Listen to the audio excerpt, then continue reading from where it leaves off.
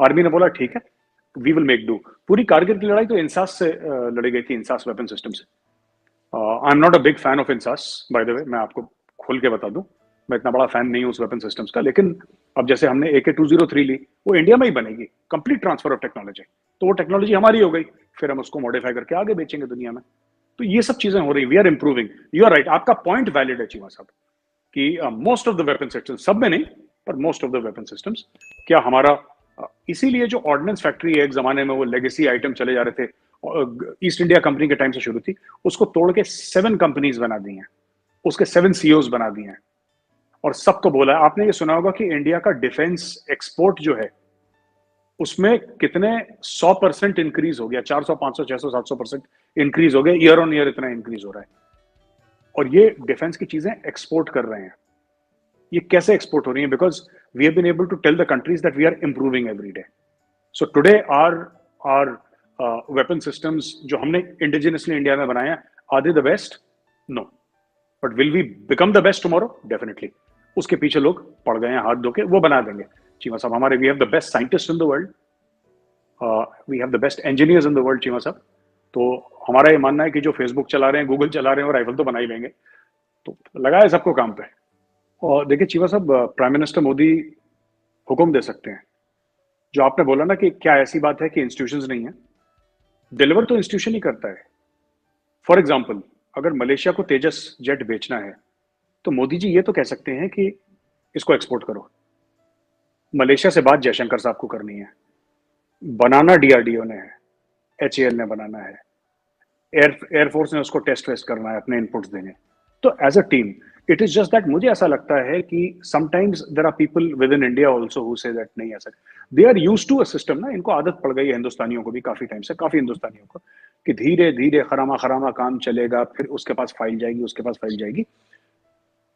ये जो स्पीड है जिससे मोदी जी काम कर रहे हैं, this is a very uncomfortable speed. मैं एक ये बात बताना चाहता हूँ, एक जमाने में PMO में काम होता था 8 साढ़े 8 घंटे प्राइम मिनिस्टर्स ऑफिस में, अब वहां पे 24 घंटे बत्ती जलती है। और lot of people are very upset in India, और ये बात सच है चीमा साहब, मैं आपसे गलत नहीं बताऊंगा, झूठ क्या बोलना है इसमें। People are very upset in India because ये जो स्पीड है, जब गाड़ी आपकी 40-50 पे चल रही हो या 20-30 पे चल रही हो, सडनली एक बंदा है और कहे कि ये तो 250 पे चलेगी। अरे साहब एक्सीडेंट हो जाएगा, अरे साहब ये कैसा, हमसे तो पूछा ही नहीं 250 पे चला रहे हो। तो ये होता है। सो Modi ji is a man in अ हरी, ये बात सच है, he is a man in अ हरी। लेकिन इंस्टीट्यूशंस कॉम्प्रोमाइज नहीं हुए। कैबिनेट कमेटी ऑन सिक्योरिटी, अब देखिए जैसे GSQR बनता है किसी का, ठीक है, GSQR बना, जो क्वालिटेटिव रिक्वायरमेंट्स होती है ना, जनरल स्टाफ क्वालिटेटिव रिक्वायरमेंट्स होती हैं, आपका GSQR बना किसी भी हथियार का, राइट। उसके बाद आपने पेपर वर्क उसका जारी करा, उसने आपने बनाया, कौन कौन बनाएगा इस हथियार को, final cabinet committee on security उसको अप्रूवल देगी कि इतने 1000 करोड़ की डील है, कर लो आप। वो जो चीज है, देखिए कौन सा हथियार किसको चाहिए, कितना क्वांटिटी में चाहिए, कब चाहिए, इसमें मोदी जी कुछ नहीं बोलते। लेकिन फौज ने मांग लिया, और ये मुझे I wanted as of yesterday, तो साहब कितनी जल्दी चाहिए आर्मी को? एक जमाना था हाँ साहब वो जाएगा, फाइल जाएगी, बड़े बाबू साइन करेंगे उस पर, तो ये सब खत्म हो गया है इंडिया में। अब प्राइम मिनिस्टर खुद सर पे बैठ के बोलता है कि बॉस मुझे अब भी चाहिए, अब भी लाओ, कहीं से भी लाओ, मुझे नहीं पता पैसे। somebody has asked for $5 billion, $5 अरब मांगे, तो दिए ना 5 अरब, अब लाओ जल्दी से, अब लाओ जल्दी से। तो क्या होता है कि एक तो जल्दबाजी बहुत है, जो कि होनी चाहिए डिफेंस मामलों में। एक जमाने में, आपको एक छोटा सा कारण बताता हूँ चीमा साहब, देन यूल रियलाइज। हमारे यहाँ बोफोर्स का स्कैम हुआ था इंडिया में, और जो बोफोर्स गन है बहुत जबरदस्त गन है चीमा साहब, कारगिल में उसका बड़ा रोल था है, and Bofors gun is a very good gun, 150 mm Bofors gun है। लेकिन आपको पता है M777 आने से पहले इंडिया में पिछले 30 साल से कोई वेपन सिस्टम नहीं आया था आर्टिलरी का। मैं ये नहीं कह रहा कि बोफोर्स खराब गन है, बोफोर्स जबरदस्त वेपन है, वर्ल्ड क्लास वेपन है, but the problem is it's 40-45 years old. और जब इंडिया में आया तब से मैं 30 साल की बात कर रहा हूँ, 30-40 साल की। 80s में हुआ था बोफोर्स का स्कैम, मुझे याद है जब इंडिया में आया था। तो बात यह है कि आर सिस्टम्स आर ओल्ड। अगर एक तरफ पाकिस्तान है, एक तरफ चाइना है, चाइना हम कहते हैं is the bigger threat, can we really afford कि बाबू के पास फाइल जाएगी, फिर बाबूजी सोचेंगे कि ठीक है मैं मंडे को आऊंगा। आज की तारीख में वो बाबू डर के मारे, जिसको साइन करना है ना फाइल में, वो सैटरडे संडे ऑफिस में सोता है। छोटी सी सब लोगों ने सोफे लगा रखे हैं, वहीं पे सो जाते हैं 3 घंटे की नैप लेके, फिर चाय कॉफी पी के मुंह धोते हैं वहीं पे फाइल। सबको ऐसा डंडा मार रखा है मोदी जी ने, मैं आपको बताऊं, भाग भाग के काम करते हैं सबके सब। And he is holding everybody accountable, he sacked people. India में हमने कभी नहीं सुना था कि सरकारी नौकरी भारत में मानी जाती थी कि बॉस एक बार आपकी सरकारी नौकरी लग गई फिर तो बल्ले बल्ले है life long. He said nothing doing. He also started another thing, lateral movement from corporate. Lateral movement from corporate to government ministries. बोला फ्रेश ब्लड लाओ और स्पीड से काम करो। How can you work faster, how can you, rules हैं, नए कानून जो बनाने, पुराने कौन से कानून है जिनको हटाना है। ऐसे कई 100 कानून हैं जो इंडिया में थे जो कि हटा दिए, विच वर टोटली यूजलेस। तो ऐसी बात है कि चीमा साहब, जब आप पुराने स्ट्रक्चर को चेंज करेंगे इतनी स्पीड से, राइट, जो आदत है 70 साल से पड़ी है, आप उसको चेंज करेंगे तो जो लोग उस बेनिफिशियरीज थे उस स्ट्रक्चर के, उनको प्रॉब्लम होगी। Plus there will be a few mistakes also, human beings हैं आफ्टर ऑल, गलतियां होंगी। लेकिन बात यह है कि अब सिस्टम ने जमीन पकड़ ली है, अब ये स्पीड से भाग रहा है। तो हाँ ठीक है, प्लस माइनस है, हमारे गलतियां होती हैं, अभी भी होती हैं, इसमें कोई डाउट नहीं है। आप गडकरी जी को देखिए, नितिन गडकरी जी, उनको भी जल्दी है। वो वर्ल्ड रिकॉर्ड बना रहे हैं कि एक दिन में इंडिया सबसे फास्टेस्ट रोड्स बना रहे हैं। जयशंकर साहब वो एयरक्राफ्ट में सो रहे हैं। जयशंकर साहब is sleeping in the aircraft, वो होटल तक जाते ही नहीं, वो एयरक्राफ्ट में सो के, उसी में नहा नू के, उसी में टाई वाई पहन के मीटिंग करके फिर एयरक्राफ्ट में सो जाते हैं कहीं और। वो उनका आया था कि इन 4 days ही हैड 36 मीटिंग्स और समथिंग लाइक दैट। 34 या 35 36 मीटिंग उन्होंने करी 4 अलग अलग मुल्कों में घूम घाम के। ये मैं बता रहा हूं इनको, अमित शाह जी हैं home minister, he is also like that. These are very very very tough task masters इनका बाय। और ये ऐसे ही थे वहां पे। एक कोई स्टोरी किसी ने बताई थी, ये टाटा की या किसी की स्टोरी थी, कि जब मोदी जी चीफ मिनिस्टर थे गुजरात के, तो चीमा साहब उस वक्त ना मोदी जी वहां पे उन्होंने बोला कि जी हमें इन्वेस्ट करना है।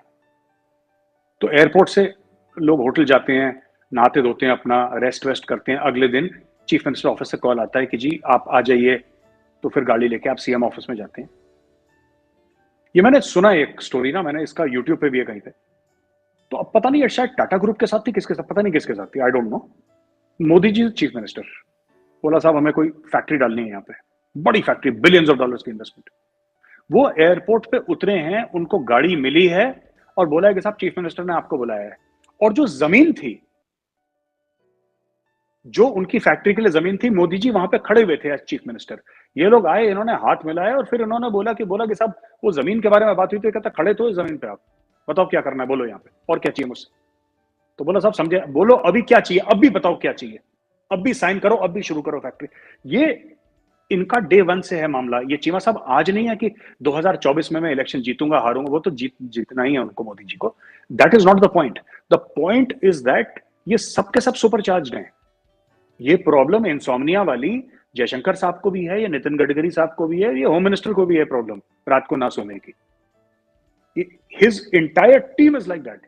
इन्होंने लोग भी ऐसे सेलेक्ट करें अपने जैसे, इतना सा कम सा खाते हैं, फिर काम करा, फिर यहां। इन पाकिस्तान वालों को शुरू से ही दिक्कत है, ये अपने आप को इस्लाम के ठेकेदार मानते हैं दोस्तों। इन्हें भारत में बीजेपी से भी दिक्कत है, हालांकि बीजेपी भारत की पार्टी है, लेकिन दिक्कत इन लोगों को है। इनका कहना यह है कि भारत के अंदर मुसलमानों पर इतना ज़्यादा अत्याचार किया जाता है कि उन लोगों को नीचे लिटा करके उनके ऊपर से बैल घोड़े इस तरीके से उनके ऊपर से गुजारे जाते हैं। इनमें कूट कूट के जहालत भरी हुई है। इसका आइडिया आप इस चीज़ से लगा सकते हैं। 1947 में जब भारत आज़ाद हुआ था तो पाकिस्तान भी आज़ाद हुआ था, मतलब अलग अलग इनका बंटवारा हुआ था। तो दोनों की जो स्थिति थी वो बिल्कुल इक्वल थी, दोनों सेम पोजीशन पर थे। लेकिन फिर हुआ ऐसा कि भाई जो पाकिस्तान को स्कूल कॉलेज यूनिवर्सिटी मिली हुई थी, इन्होंने उन्हें तोड़ करके वहाँ पर मदरसों का निर्माण किया। और तो वहाँ पर जो ये स्कूल कॉलेज तोड़ करके मदरसों का निर्माण हुआ और फिर इन लोगों ने मदरसा छाप पढ़ाई पढ़ी और उस मदरसा छाप पढ़ाई का ही ये नतीजा है कि आप देख सकते हैं कि ये लोग कभी पनपने के नहीं है। ये लोग आतंकवाद का खाते आए हैं हमेशा। इन लोगों को अपनी खुशी से खुशी नहीं होती, दूसरे वाला क्या कर रहा है क्या नहीं कर रहा है इस चीज़ में ज़्यादा घुसे रहते हैं, और इसी की वजह से आज ये पीछे हैं और हमेशा पीछे ही रहेंगे। आपको वीडियो कैसी लगी? मेजर गोरावारिया सर की बातों से आप कितना सहमत हैं कमेंट करके ज़रूर बताएं। मिलते हैं अगली वीडियो में।